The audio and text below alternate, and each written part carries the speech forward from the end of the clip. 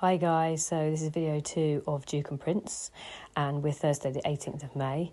We did sadly lose Cedric yesterday, so to come down this morning to these ponies lying down really made me smile, and I needed that to know they're starting to relax. So this little video is going to show you me feeding, fly, cream and picking out feet. Sounds simple, but trust me, it's not. So here I'm just tying them up loose enough that they can eat their feed. I'm a great believer in horses stepping back when you walk into the stable, stepping back when you go into the field, especially when food's involved. So you can see here I just quietly step Duke back. Yes, he comes back at me, but I'm sowing the seed. It's only day 3, so I'm just being quiet again here with Prince, who's a year younger, stepping him back, and they get their breakfast. So once they've had their breakfast, I'm quite quick to remove the bowls and tie them up shorter.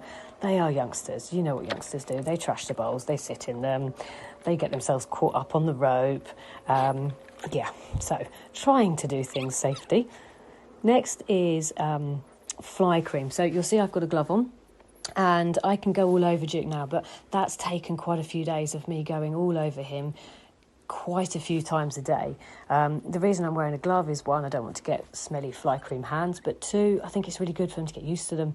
When you go to the championship shows, you know, the stewards put on a glove and they check your spurs and your bit. You'll be surprised the amount of horses that don't like them. So here I'm just rubbing all over. 2 reasons really. The flies aren't actually too bad at the moment here, but it just does them good to get used to a routine. Now I've got a stick and I've got my hoof pick and I've got some special stuff for their feet because they've got slightly smelly, thrushy feet. Now I've done a bit of groundwork with them.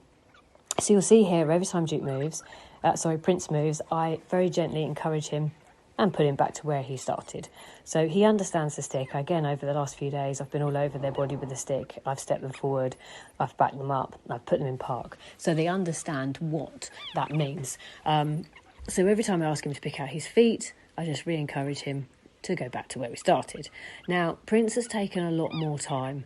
In fact, even here, I don't think I pick his hind feet right up.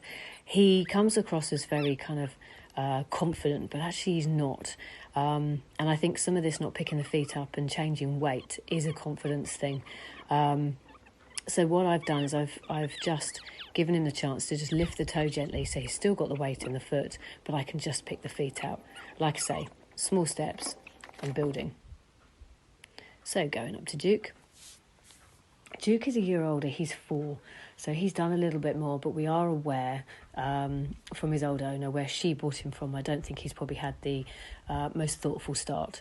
So we are careful with how we do things, but again, same principle. Now, I've spent, and I'll keep saying this, a lot of time with these horses over the last few days, so they understand the stick. I haven't just come straight in with it. They do get them moving back. They've started to understand stepping of the shoulders and the quarters already. So this is just a case of perseverance. Now, keep reassuring him, ask again, and you'll notice that I'll keep doing the same feat until he gets his confidence, starts to relax. And this has taken me, I've probably been doing this 2 or 3 times a day, if not more. It gets easier and easier. I will say now, I can pick both of their feet out. Not even tied up in the field quite easily, but it is just patience and it's time consuming. But it's staying grounded, really focusing on your breathing and just, reassuring.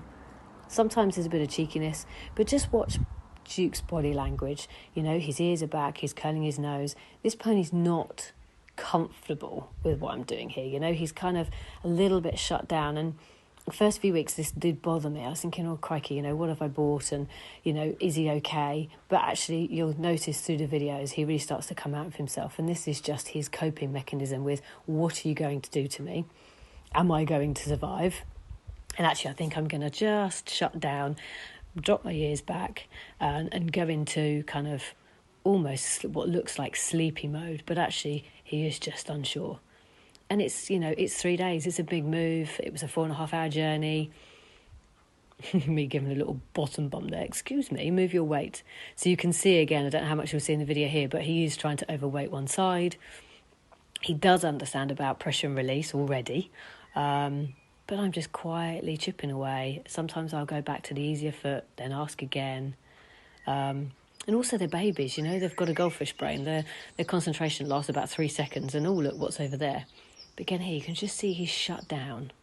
There's a little ear movement there, which is good. I have got some oil to help with the thrush. And again, sometimes I might not pick their feet right up. You know, there's a bit of a compromise. It's still early days. While I'm training my ponies, I'm training my dog, Smudgy.